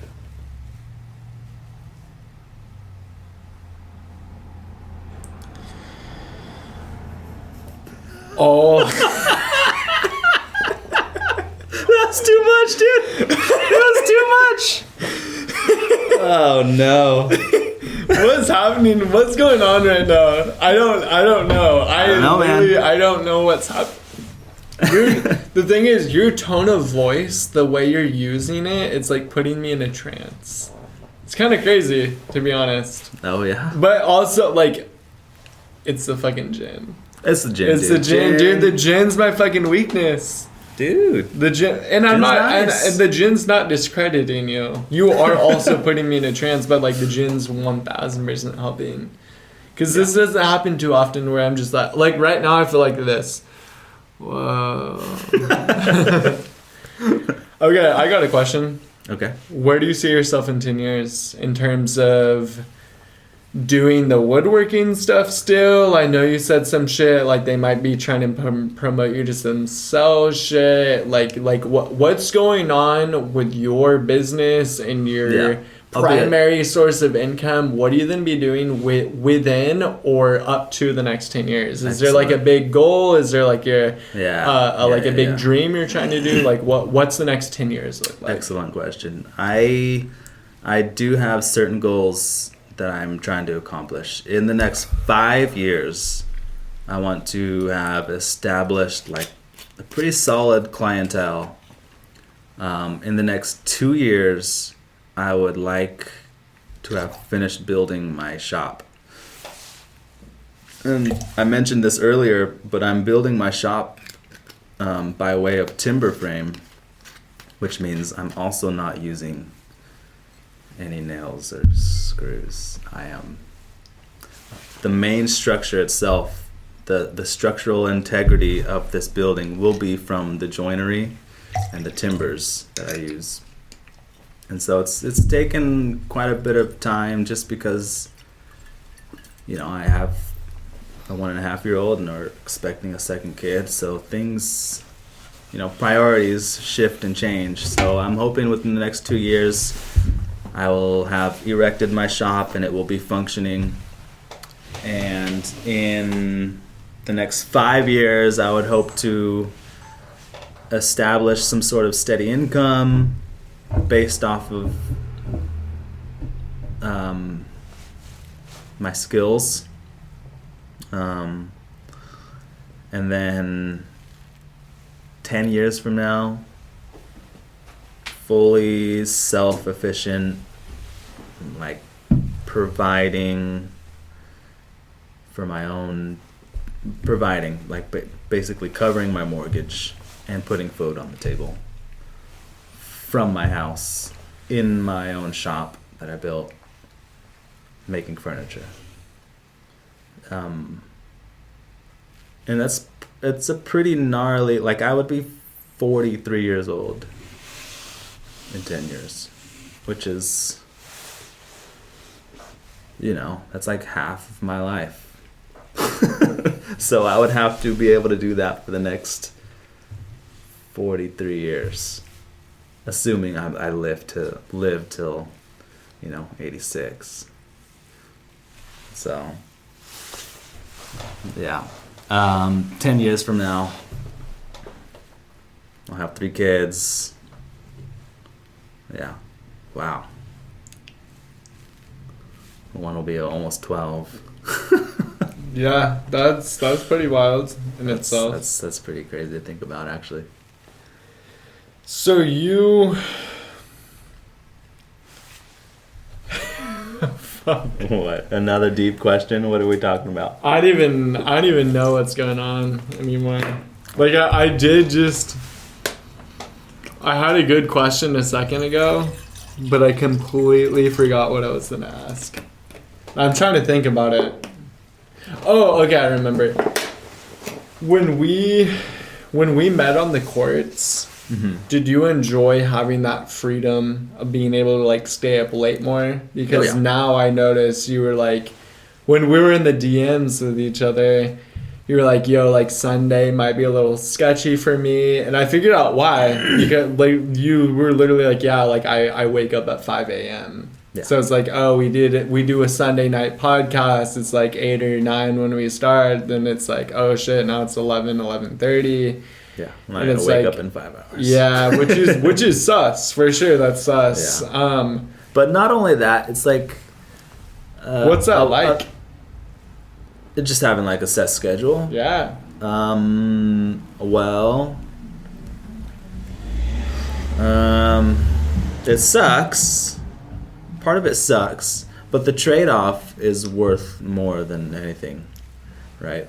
Like, the trade-off is, well, financially, I get paid a lot, but like I also have like set time with my kid and my wife that I truly value, and then also there I have weekends off where I can do a podcast late, and I truly like value this time with you or with whoever I'm with, like I'm there. I'm not on my phone. Like having limited time is like a curse, but it's also like a blessing because I'm here in the now with you, talking with you. Like I'm not like preoccupied with what I'm doing later or,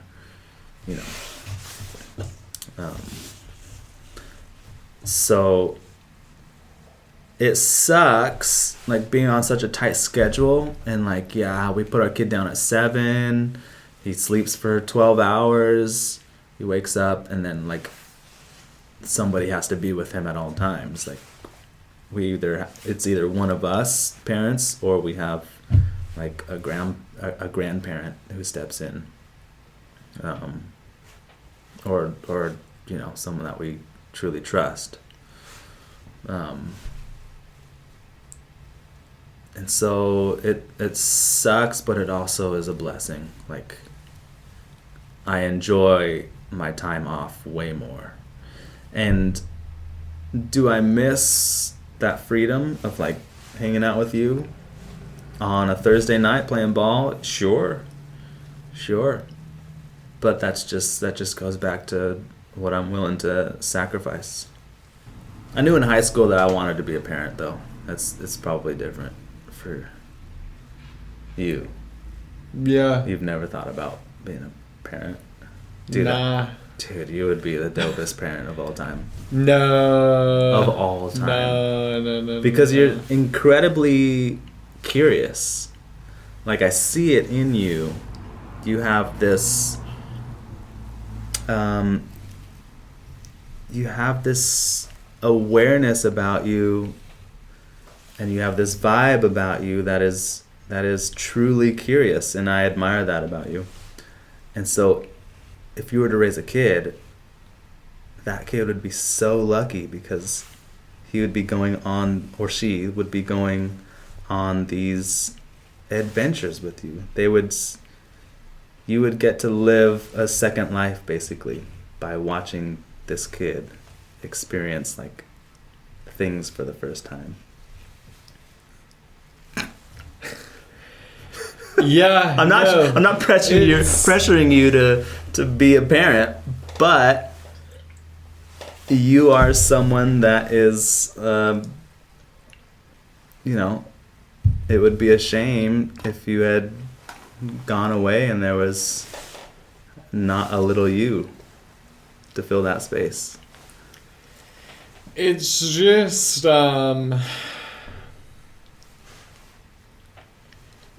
it's honestly like let's put it like this.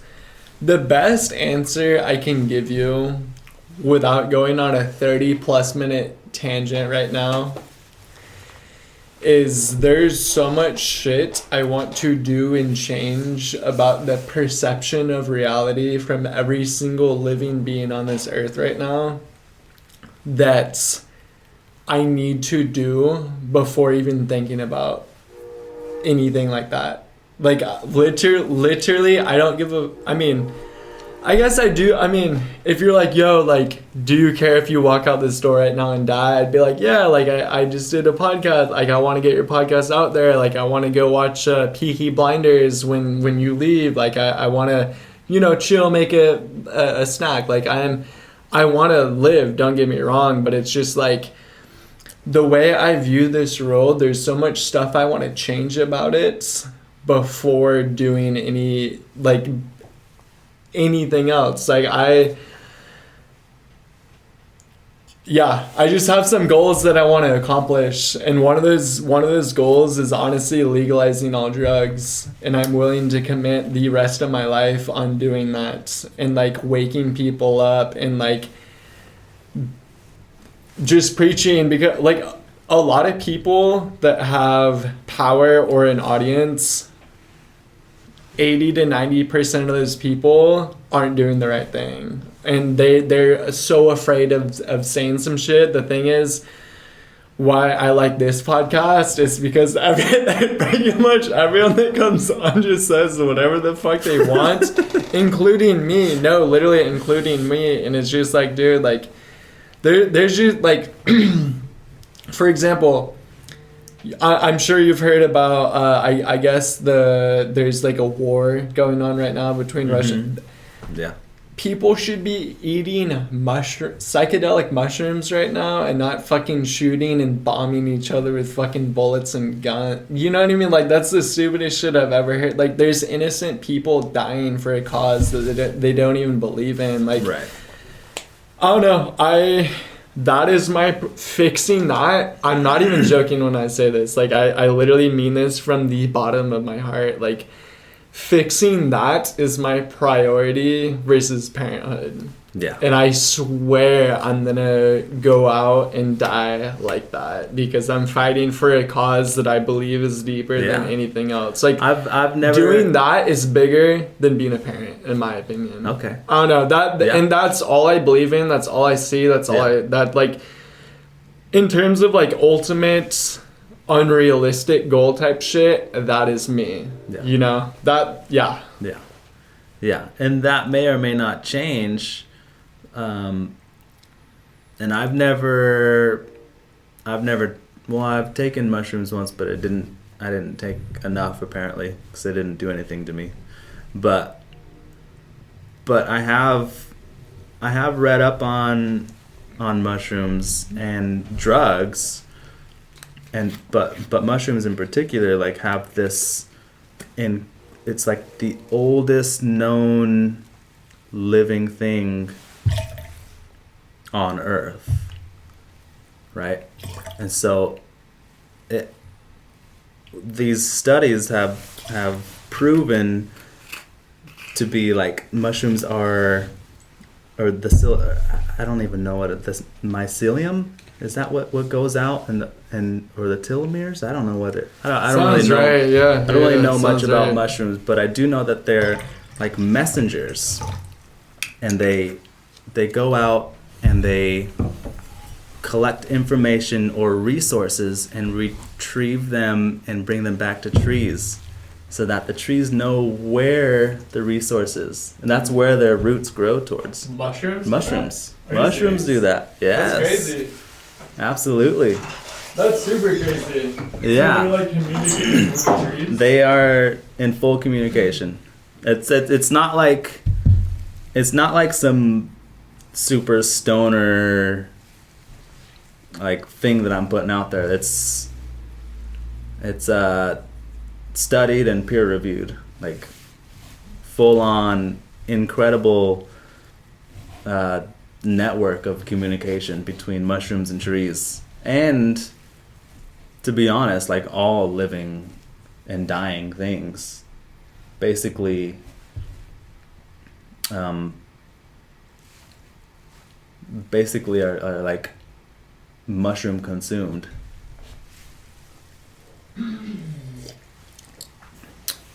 But that's interesting that you want to legalize all drugs, because well, not all of them, well, but I've heard that argument, and it sounds very convincing to me. Like it would be like an incredible source of income for many people. It would tear down all borders, or so explain to me how it works, because I'm not sure how legalizing all drugs would create a better world. But I do know that I've heard it before, and it sounds very convincing. Okay, so there's a ridiculous amount of people who will just do a drug recreational. They're not a bad person at all. Like we're friends with a bunch of these people. Like they'll do a drug recreationally, and it's just wrong moment, wrong time. They'll get caught up for it. Next thing you know, they're a felon with a charge. Their entire life is fucking ruined. Right. I literally want to put an end to all of that happening. Because it's like, the way society is written out is it's so, like what we talked about earlier, it's so cutthroat. You do one slip up, one fuck up, one place at the wrong time, and you are fucked. Right. And it's like, oh shit, like the next 10 years I'm serving a sentence or paying off this bill or paying off this debt. And I just think that's fucking ridiculous. And I don't know. I think there needs to be, in terms of society growing and the population just fucking thriving, there needs to be more leniency, and like there needs to be a promotion of mental growth, and not like, oh, like you got caught with this drug at this moment, like the next 10 years of your life is fucked. Like, I just think that's fucking ridiculous. Yeah. And for the people, nobody is defined by the worst thing that they've done. Yeah, and if that's where you're going. And like fucking like legit like crazy fucking drug cartel people, and people selling it by the tons and raking in millions of dollars. It's like, okay, cool, let them. Them doing that should not concern you. It's like they're like, and this sounds crazy. Don't get me wrong. Like it sounds crazy to a mind that is fixed on the thought that drugs are bad. Right. But the second you change that and go, okay, like this person. But what is a drug? Caffeine, alcohol, cocaine, exactly. THC. Why do we pick and choose what is exactly legal and what's illegal when alcohol clearly kills a ton of people? Like one of the most... nicotine too. Like, why do we exclude certain drugs but approve others? Like sugar. Sugar's a drug, 1000%. That shit addicts people. It's because honestly, like my whole conspiracy and like the reason, like not the reason. I'm one of those people, I guess conspiracy, I don't know, I'm one of those people that just believe that from the second you're born, you are born in, unless you're like rich with tens of millions of fucking dollars, like I just think that you're fucked into a life. That's how I feel personally. Like I just think that it's such a crazy fucking thing to like make it out this rat race that like you are screwed from the get-go, and these rich people who are siphoning this money through tax dollars and illegal activities, they will tell you what to do and how you do it, and when they snap their fingers, you fucking do it. And honestly, that's where I feel like I lose a lot of credibility, and a lot of people are like, dude, you're fucking off your rocker, and it's like, dude, like... No, there's merit to that, because there are certain hoops that I have to jump through. Like, I have to bend over backwards to meet these types of requirements to be a business. And, like, why can't I just make the thing and sell the thing? Why do I have to have this title? Why do I have to have this certain license? It's like, you don't actually care. You're just profiting off of my own skills, basically. Like, if that system wasn't set up, I would just build you something. Yeah. And I would sell it to you, or we would trade. But, like, we live in this system that was set up long before we came to be. And so we kind of have to abide by them for what? Like, somebody just thought of these rules and standards. I'm definitely a firm believer in like... So there's merit to your type of thinking. You don't have to feel like you're crazy or it's not a far-fetched idea.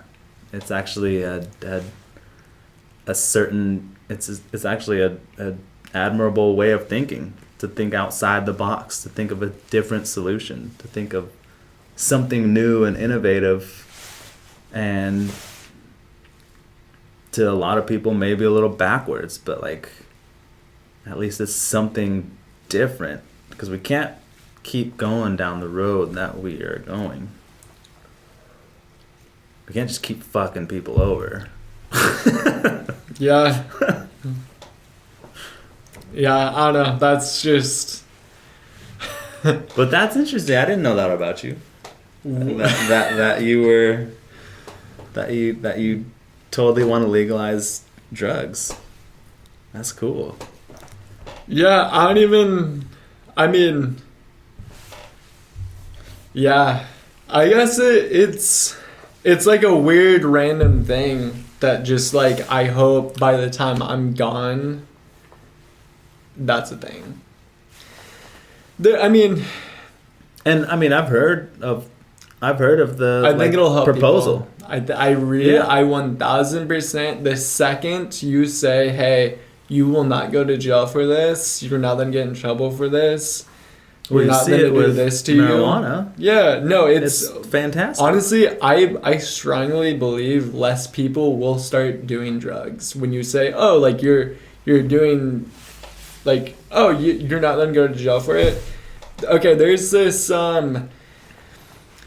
thing that I see from time to time on the internet, and it's like, the strictest parent raises the most rebellious child. Oh yeah, I think we've all... Analogous with the fucking government. Like, you keep someone on a fucking leash, the harder they're going to bite. Yeah. Like it's like when you give people a little bit of their own control and their free will to do things, it's like, oh, you know what? Actually, like, I don't think I need to be doing this right now. Like, I'm gonna focus on that. You know what? I don't know. Yeah. I just don't like it how other people can go, you know, like, we're gonna slap you. Yeah, it's just a little. Like it's just a little extra flame to the pressure cooker.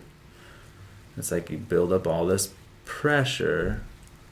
At some point, there's gonna be some pushback. Yeah. Yeah. Yeah, you're totally right. You're totally right. There's some rebellion there. And honestly, like growing up with the strict with the restrictions on marijuana, like I knew plenty of people who smoke marijuana, and like they're incredibly successful. They're creative. They're fun to be around. They're relaxed, you know. And sure enough, like the legalization of marijuana has not only improved plenty of people's lives, but it also has like created this incredible amount of revenue for cities and towns. So I think mushrooms could do the same thing. I say we wrap things up.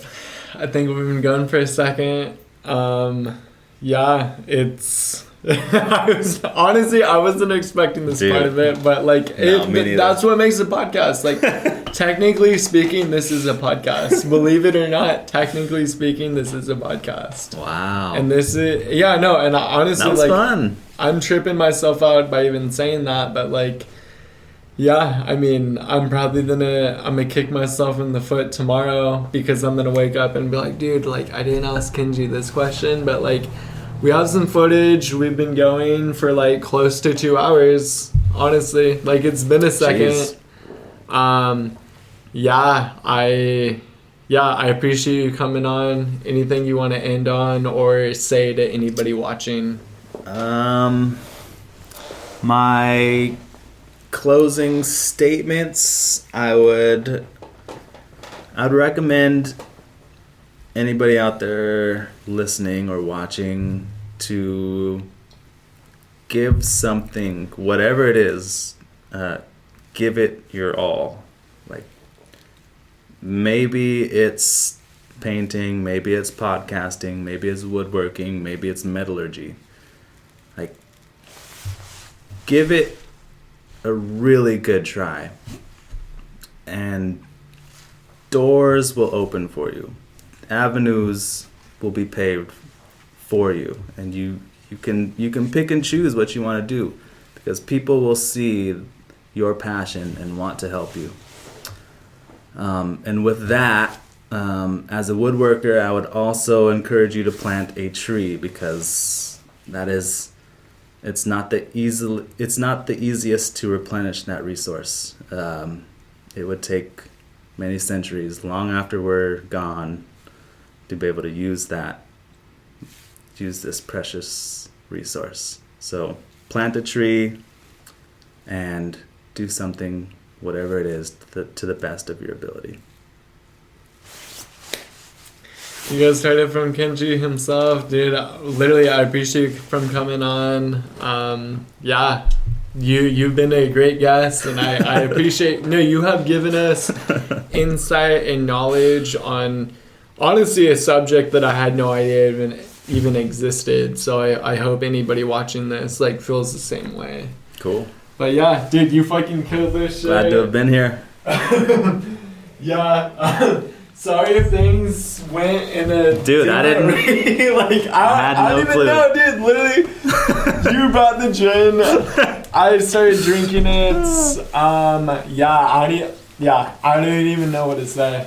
But it's been a fun night. It's been a fun night. And I appreciate you. I appreciate you. And this will go to the next guest. Oh, dude, no, you're